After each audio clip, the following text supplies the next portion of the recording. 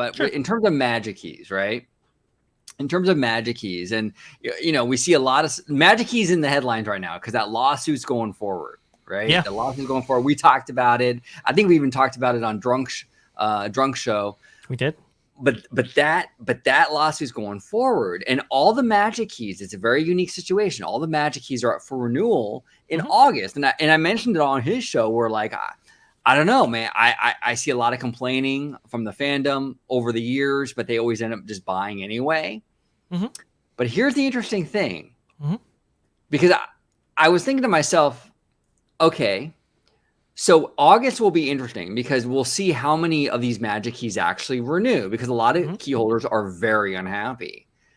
But with the lawsuit, that's going to change everything, because like we've talked about before, they're more than likely already working on a reimagining of this program. 100%. So the program that we're going to be renewing into is most likely not even going to be the program that we're currently in. So are we ever really going to see are we ever going to really see the data? Because like the program that we're renewing into might be completely different, where fans might go, oh, that's actually kind of better. I'll renew. Right. Yes. So it's like, oh shit. Like I just thought about it. Like, will we ever see like how this is going to affect key holders with, in terms of renewals? Because I don't even think we're going to be renewing into the same system. Right. And I do agree with you a lot. It's interesting. George, Disney Family Man, which we love, and I just had a video on this about the prospect of actually renewing. And one of the things that I was, alluding to was this system might be much different than where we are right now. And that's why I told George, maybe you renew, but take it 1 year at a time. Really evaluate whether or not the program actually works for you, because it might be a completely different program than what exists right now. And you already see those changes. You already see the hard caps on how many are being sold, right? It's because you can't necessarily buy a higher tier annual pass on either coast right now. Right. So that's kind of an interesting thing that's going on there. We're seeing the buckets, being adjusted as a direct result of that lawsuit. And I think they're taking it one step further in coming up with a system that is better than maybe what might be on offer right now. That takes care of some of these issues, naturally. And maybe, the annual pass is interesting, because even before all of this, even before 2019, I was hearing one of the ways that Disney was considering fixing this annual pass holder issue, which unfortunately, that's kind of what they consider it internally, at least at Disneyland, because it's, there's so many annual pass holders. Yeah. At that point, it was like 1 million, right? Because the prior solutions of increase the price, well, that didn't necessarily get people off the system, and if anything, it moved them down another tier. So now you're getting less money, but same bodies a lot of times. So it was like maybe a hard cap is necessary, and I was like, whoa! I mean, that's a huge deal, because now you might be denying people access to this place. If they can't get an annual pass, that how is that going to go over?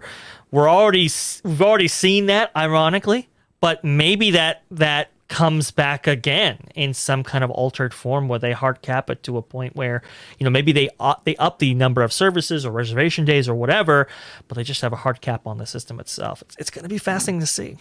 It's going to be really fascinating. It's going to be really, really fascinating, because Disney's not going to want to take, if Disney's kind of sensing there's kind of like this really uneasiness, is really like this anger out there with the magic keys, and that there's a real possibility that a lot of magic key holders are going to fall off the system in August. It's in Disney's best interest to reimagine that program, yes, before they renew. Yep.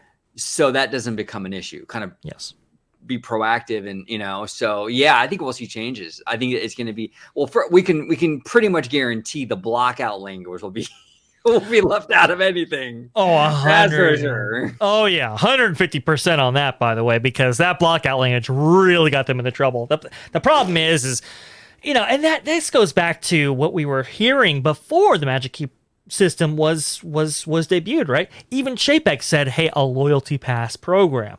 He was using completely different language and how they were going to reimagine it, all this kind of stuff. But really, they just kind of foisted the reservation system on their old system. Not too dissimilar to how they did what they did with Fast Pass and Journey Plus. That's a whole other story, though. But because of that, they've now birthed this new, monster system, as it's, as some have referred to the Fast Pass system. And it's like, they just fouled it up, it's because they rushed the system out. You could tell because they had the blackout language in there, which they shouldn't have had it at all. And honestly, if they didn't, maybe this lawsuit doesn't go forward. Maybe it does just get dismissed, but it's just out of hand, right? But it's like, and we were just having this conversation the other day, OG. Yeah. It all stems from one thing.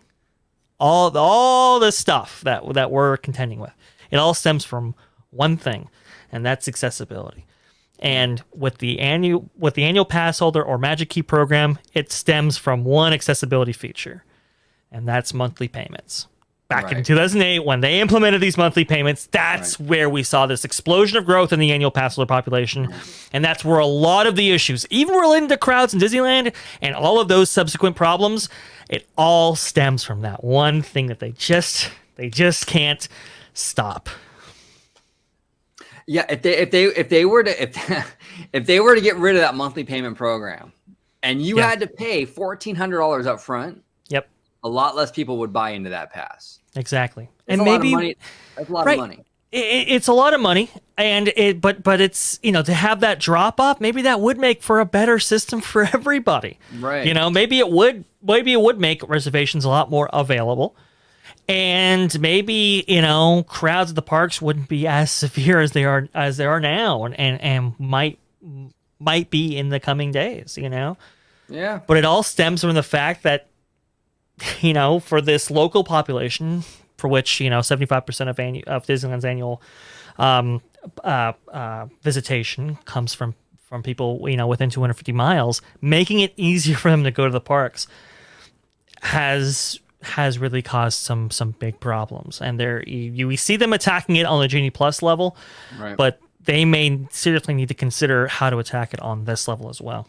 Yeah, no, 100%. Something has to be done. Something has to be done. It really has been a growing problem for years, long before Bob Chapek. Yes, I remember reading, like I said, I think like a few videos ago, I even mentioned I remember reading like Alot's articles from like 2008 and stuff and 9 about the how Disney was concerned about the growth of this annual pass program, and that it is really kind of it's flooding the system.